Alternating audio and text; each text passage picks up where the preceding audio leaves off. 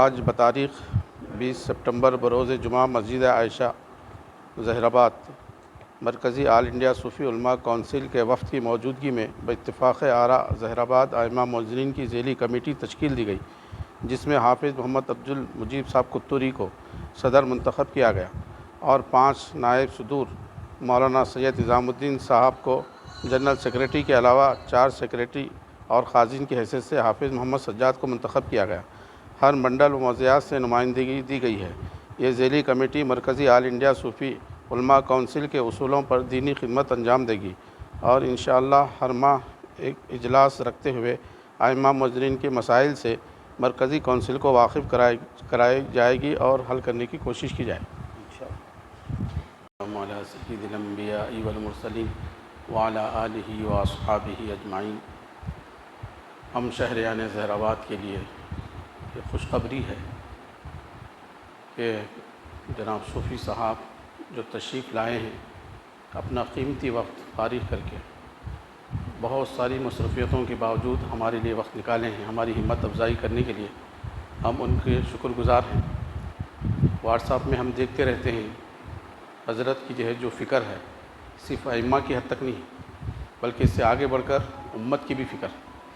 جہاں کوئی گورنمنٹ اگر ہمارے خلاف میں منصوبہ بناتی ہے یا ہمیں نیچے دکھانا چاہتی ہے تو میں دیکھ رہا ہوں کہ حضرت آگے بڑھتے ہیں۔ اللہ ان کی عمر میں اور برکت نصیب فرمائے اور تادیر اللہ تعالیٰ ان کا سایہ ہم پر قائم رکھے۔ ایسے اشخاص کی ضرورت ہے، جیسے ابھی نظام الدین صاحب نے کہا کہ بولنے والے تو بہت ہیں، لمبے چوڑے دعوے کرنے والے تو بہت ہیں، لیکن عملی میدان میں اپنا وقت لگانا اور اپنی جان کو جوکھم میں ڈال کر اپنی امت کے لیے کام کرنا، یہ ہر ایک کے لیے اللہ تعالیٰ جس کو توفیق دیتے ہیں وہی آگے بڑھتے ہیں۔ تو جو صوفی صاحب جو ہمت کر رہے ہیں، یہ ایک مسائل نہیں ہے، آپ دیکھیں گے ہر مسئلے میں آپ آگے بڑھتے ہیں اور کرتے ہیں۔ اللہ ان کو اور ہمت نصیب فرمائے، ہم سب ان کے ساتھ میں ہیں اور دعا بھی کو ہیں، اللہ تعالیٰ ان کو اور مزید ہمتیں عطا فرمائے اور اس سے ہی ملت کے مفادات میں اپنے کام کرنے کی توفیق عطا فرمائے۔ 5-6 سالوں سے ظہیر آباد میں صوفی آل انڈیا صوفی علماء کونسل کا انعقاد ہوا تھا، جس میں ہمارے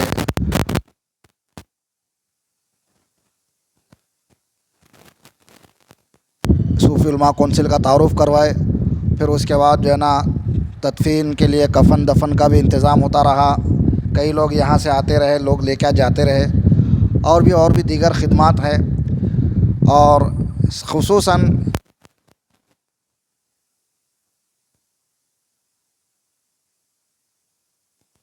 محلے کی فکر کرتا، لیکن کوئی ایک آدمی امام کی فکر نہیں کرتا، جیسا کہ ابھی آپ سن رہے ہیں۔ اور پچھلے ابھی پوری تفصیلات تو ہمارے کو ہمارے قائد محترم الحاج محمد خیر الدین صوفی صاحب سے سنیں گے ہم،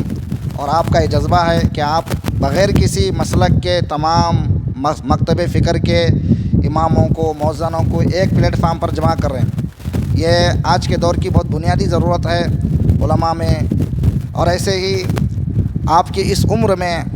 آپ داڑھی سے وائٹ ہیں، لیکن آپ کا ایمانی جذبہ، آپ قوم کے لیے کچھ کرنے کا جذبہ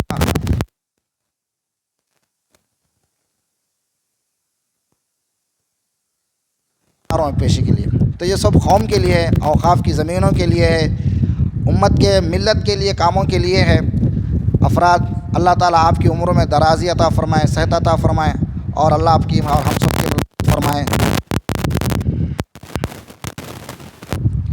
السلام علیکم رحمۃ اللہ وبرکاتہ۔ آج 20 سپٹمبر اور جمعہ کا دن ہے۔ بعد نماز جمعہ مسجد عائشہ ظہیر آباد میں ضلع اور اطراف و اکناف کے ائمہ مؤذنین کا ایک اجلاس منعقد ہوا، اور اس میں بالاتفاق جناب حافظ محمد مجیب کو صدر منتخب کیا گیا اور 5 نائب صدور کا انتخاب عمل میں آیا، اور مولانا نظام الدین صاحب کو جنرل سیکریٹری اور مزید 4 سیکریٹریز اور خازن کے لیے مولانا سجاد صاحب کا انتخاب عمل میں آیا ہے۔ اور اس کا مقصد یہی ہے کہ ہمارے ضلع کے ائمہ مؤذنین کے جو مسائل ہیں ان سے وقفیت حاصل کی جائے اور اس کے تعلق سے حکومت سے نمائندگی کی جائے۔ اگر کسی کے اعزازیے میں رکاوٹ ہو رہی ہو یا کسی مسجد میں